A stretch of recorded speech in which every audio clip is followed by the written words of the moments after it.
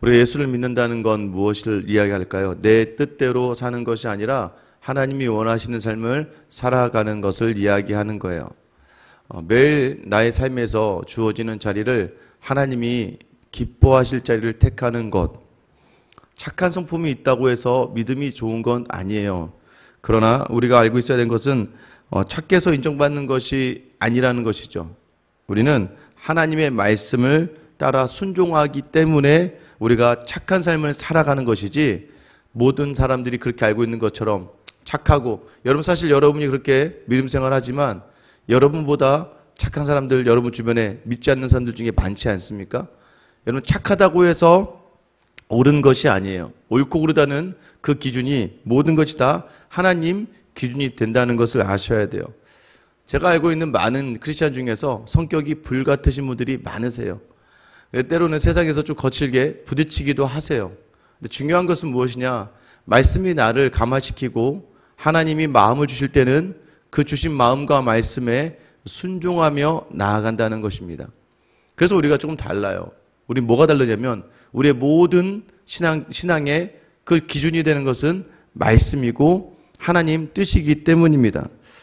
여러분 만약에 이 말씀을 놓치면요, 특별히 크리스찬들이 이 말씀을 놓치면 어떻게 되냐면, 여러분들은 살아가면서 계속 착한 사람으로 살아야 된다는 강박관념 속에서 내가 자꾸 선을 행해야 된다고 하는, 선을 행하는 것이 나쁜 것은 아닌데, 여러분 감동도 없고 은혜도 없는 사람이 하나님이 은혜도 주시지 않고 하나님 말씀으로 주시지도 않는데도 자꾸 내가 내 의지를 가지고 선을 행하는 것이 참 좋은 것이냐라고 봤을 때 성경은 그렇지 않다라는 거예요. 기도를 하되 하나님 주시는 마음대로, 또 때로는 그 마음의 끝은 나의 유익은 아무것도 있지 않고 오직 하나님만 영광받기를 바라며 섬기는 자리들. 근데 여러분 계속해서 그래서 우리와 하나님이 싸우는 거예요. 왜? 우리는 자꾸 무언가를 하면, 사실은 이 새벽에 나와서도 때로는 누군가가 내가 새벽기도 나왔다는 것을 좀 이야기하고 싶고, 내가 누군가에게는 새벽에 기도하고 있다는 것을 좀 이야기하고 싶은 마음들이 또 우리에게 있다는 것이죠. 그런데 하나님만 바라며 하나님과 교제하고 이 새벽을 하나님과 함께 살고자 하는 마음으로 나왔다면 여러분 그게 가장 옳은 방법이고 하나님은 그 마음 그대로 갚아주시는 줄 믿으시길 바랍니다. 여러분 반드시 우리가 이 믿음을 가지고 이 시간들을 가능한 한 하나님이 기뻐하시는 것을 택하여 견디고 버티고 나아가는 거예요. 그러면 오늘 본문처럼 하나님은 반드시 하나님의 일을 행하십니다. 에스더와 모르드게 이 두 사람을 통하여 에스더서에서 보여주는 것이 무엇입니까? 하나님은요, 멸망당하여 포로된 이스라엘 백성들, 자기 백성들, 여러분 그 백성들은요 망했다라는 것이에요. 아무리 자기 본국인 이스라엘이 다시 회복의 자리, 다시 고레스 왕을 통해서 돌아갔다 할지라도 다른 나라 밑에서 다른 나라 여러 가지 세상의 문화와 종교에 살아가는 그 유대인들을 하나님께서 기억하시고 그들에게 은혜를 베푸시는 그 뜻, 그것이 바로 이 책에 담겨 있는 거예요. 많은 죽음의 유혹과 압박과 핍박의 자리에서도 끝까지 하나님 앞에서 전심으로 기도하며 나아간 자에게 주시는 복. 여러분 오늘 이 성경이 이루어진 대로 여러분의 삶 안에 이루어지기를 예수님의 이름으로 축원합니다. 12절에 보면 왕이 왕후 에스더에게 이르되 유다인이 도성 수산에서 이미 500명을 죽이고 멸하고 또 하만의 10 아들을 죽였으니 왕의 다른 지방에서는 어떠하겠느냐? 이제 그대의 소청이 무엇이냐? 곧 허락하겠노라. 그대의 요구가 무엇이냐? 또한 시행하겠노라. 12월 13일은 하만이 모든 유다인을 죽이기로 이미 왕의 이름으로 왕의 도장을 찍어 조서를 내렸단 말이에요. 그런데 모르드게가 이제 이것을 막아내고 오히려 12월 13일 날 유다인들을 죽이려고 했던 수많은 대적들을 유다인들이 다 죽입니다. 그리고 도성 수산에서만 벌써 500명이 죽었어요. 왕이 이제 이야기합니다. 자, 이건 됐고 내가 너에게 또 너의 소원을 들어줄게 라고 이야기하죠. 여러분 참 더 이야기해달라고 하면 더 이야기할 것이 많겠죠. 근데 에스더는 무엇을 요구합니까? 13절에 보면 에스더가 이르되 왕이 만일 좋게 여기시면 수산에 사는 유다인들이 내일도 오늘 조서대로 행하게 하시고 하만의 아들의 시체를 나무에 매달게 하소서 하니 왕이 그대로 행하기를 허락하고 조서를 수산에 내리니 하만의 아들의 시체가 매달리니라. 13일도 그러했는데 14일 하루만 더 유다인들로 하여금 대적들을, 여러분 이것이 무엇을 이야기하냐면 어제와 이어서 이 모르드게와 에스더는 베냐민 지파란 말이죠. 베냐민 지파의 사울 왕이 처음 하나님께서 주신 자리를 거부하고 순종하지 않았던 때가 바로 아말렉 자손을 진멸하는 자리였고, 이 아각 사람 하만은 아말렉 자손의 후손이었습니다. 어쩌면 에스더는 알고 그랬는지 모르고 그랬는지 출애굽 때 이 이스라엘을 가장 괴롭혔던 아말렉 족속과 하나님은 전쟁을 선포하셨고 대대에 나의 대적이 될 것이고 대대에 너를 치리라라고 약속하세요. 여러분 그 마지막이 어디에서 이루어지느냐? 이스라엘 땅에서 이스라엘을 강성하고 이스라엘을 다 모든 것을 가지고 있을 때 이루어지는 게 아니에요. 바사라고 하는 제국의 세상 속에 속하여 살아가는 그 믿음의 사람들이 자신을 위하고 헤아려고 하는 그 순간에 오히려 가장 강한 대적으로 이 하만이 있을 때, 그때 하나님은 일하셔서 이 진멸의 자리를 주시는 거예요. 여러분 우리가 다 되어 있고 모든 것 신앙으로 완전히 서 있을 때 모든 것이 이루어지고 모든 것을 경험하고 모든 것을 이기는 게 아니에요. 처절하게 이 세상에 살아가면서 내가 크리스천으로서의 삶을 온전히 살아가며 나아갈 때 때로는 나의 대적이 나보다 더 큰 힘과 나보다 더 큰 높은 자리에서 나를 어렵게 하고 힘들게 할 수 있겠으나, 그러나 우리가 온전하게 하나님을 붙들고 내어 있으면 하나님은 반드시 그 어지러운 세상 속에서 하나님의 사람이 승리하게 하신다는 걸 여러분 믿으시기 바랍니다. 지금도 마찬가지죠. 가정 안에서도 그렇고 직장도 그렇고 모든 자리가 나를 해하려고 하는 것 같고 모든 자리에서 어찌할 바를 모르는 그때에 우리에게 필요한 것이 무엇입니까? 하나님을 더 신뢰하고 하나님 앞에서만 무릎 꿇고 하나님 앞에서만 금식하고 애통하며 나아가는 그 자리에서 하나님 반드시 하나님의 일을 행하신다는 거예요. 여러분 오늘 하만의 10아들이 나무에 달립니다. 끝까지 진멸. 야, 에스더가 여자가 어떻게 저렇게 잔인할 수 있어? 하나님의 전쟁에서 잔인한 게 아니에요. 하나님의 말씀을 끝까지 순종하느냐의 문제지. 여러분 그것이 세상 눈에 보기에는요 잔인해 보여요. 여호수아가 가나안을 들어가고 어린아이까지 다 죽이고, 아니 죄 없는 짐승들까지 다 잡아 죽이는 거, 여러분 미안하지만 죄송하지만 우리는 인간적으로 이 땅을 생각하며 살아가는 사람들이 아니에요. 하나님 주신 말씀 가지면 그 말씀대로 온전히 순종하느냐 순종하지 않느냐가 우리가 믿음의 삶을 살아가느냐 살아가지 않느냐의 삶을 사는 거예요. 때로는요 잔인해 보일 수 있습니다. 또 때로는요 이기적으로 보일 수 있습니다. 세상이 볼 때는요 당연히 이해가 안 되죠. 믿음은 결코 세상의 지식으로 이해가 되는 자리가 아니거든요. 그래서 우리는 때로는 그런 일들을 하는 거예요. 여러분 그런 적 많지 않습니까? 기도하다 보면 하나님 마음을 주세요. 나도 없는데 다른 사람 주래요. 그럼 어떻게 됩니까? 하나님 그 마음에 순종하고 내어드리면 하나님 너무나 놀라우시게 그 모든 자리를 또한 채워주세요. 아니 물질적으로 채워주시지 않는다 할지라도요 삶에 하나님께서 반드시 주시는 것이 있습니다. 여러분 15절 말씀 보면 아달월 14일에도 수산에 있는 유다인이 모여 또 300명을 수산에서 도륙하되 그들의 재산에는 손대지 아니하였고, 여러분 또 적을 진멸하고 모든 자리. 그러나 어제 10절에서도 마찬가지였어요. 어제 10절에서도 유다인들이 하만의 집의 재산에는 손을 대지 않았다라고 되어 있어요. 16절에도 왕의 각 지방에 있는 다른 유다인들이 모여 스스로 생명을 보호하여 대적들에게서 벗어나며 자기들을 미워하는 자 7만 5천 명을 도륙하되 그들이 재산에는 손을 대지 아니하였더라. 여러분 이것이 무엇을 얘기하는 걸까요? 적을 진멸하는 것, 대적을 잡아 승리하는 것. 여러분 맞아요. 근데 당시에는요 고대 근동 이 당시에는 적을 잡아 죽이면 뭐 요즘에도 그러죠.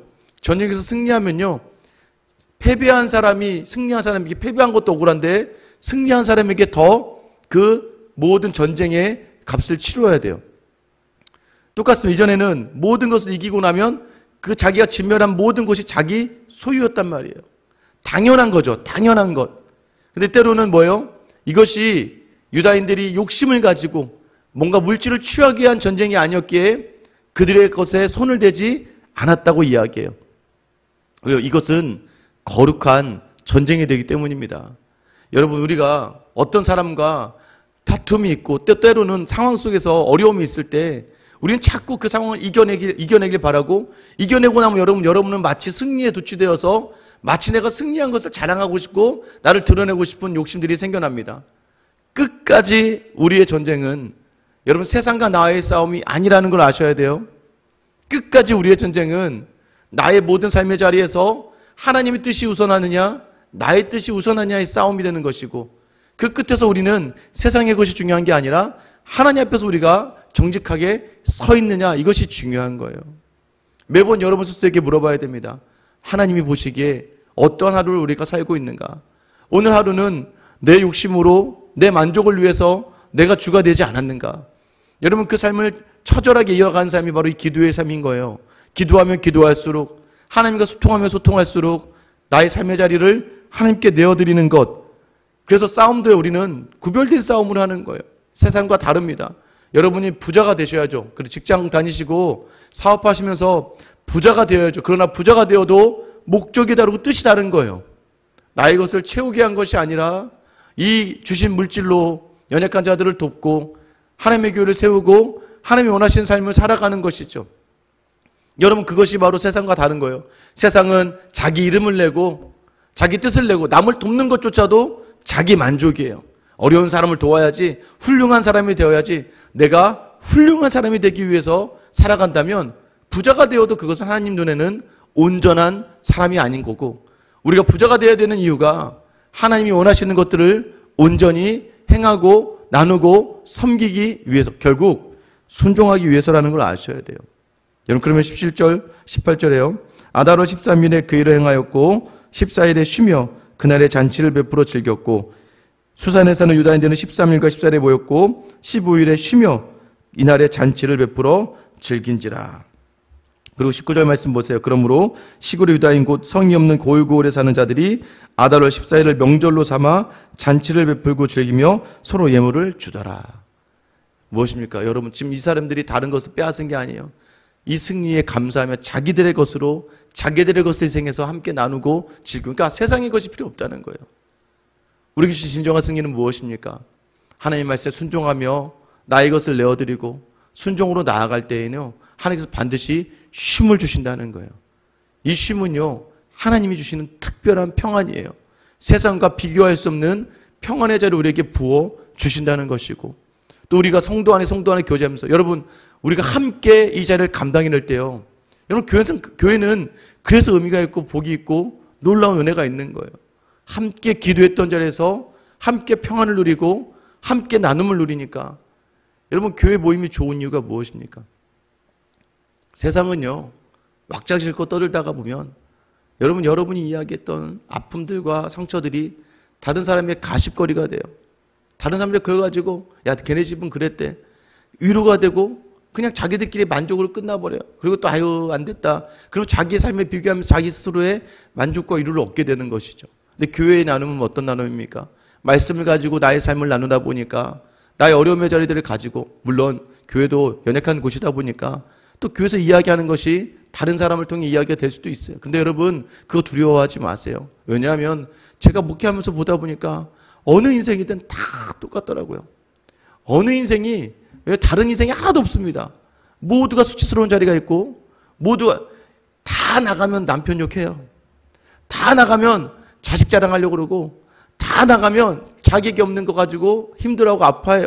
그거는요, 돈을 많이 가진 부자들도 마찬가지였고, 돈이 없는 사람도 마찬가지고, 높은 관직이 있는 사람도 마찬가지고, 낮고 낮은 직장을 가진 분도 마찬가지예요. 모두가 다 어렵고 똑같은 얘기예요. 그러나 교회 나누면 뭐가 있습니까? 기도가 있잖아요. 서로를 향해 기도하고 권면하고 또 살아온 자리들, 그리고 자꾸 나눠야 돼요. 저는 요즘 청년들이 저에게 결혼 때문에 인사하러 오고 또 저에게 결혼에 대해서 좀 배우려고 하다 보면 항상 이야기하는 게 있어요. 가서 젊은 사람끼리만 어울리지 말고 교회 가서 뭐 순모임이든 셀모임이든 그 연세가 있으신 분들 30대, 40대, 50대 이렇게 있는 셀에 들어가라. 들어가서 나누다 보면 여러분 뭐예요? 이 젊은 청년들이 인제 믿음으로 가정을 이루고 삶을 살아가다 보니까 하나의 작은 일에 막 버벅버벅대고 힘들어하거든요. 근데 여러분 살아오셨잖아요. 살아보니까 야 그때 그거 중요한 거 아니야. 기도하자 우리 같이.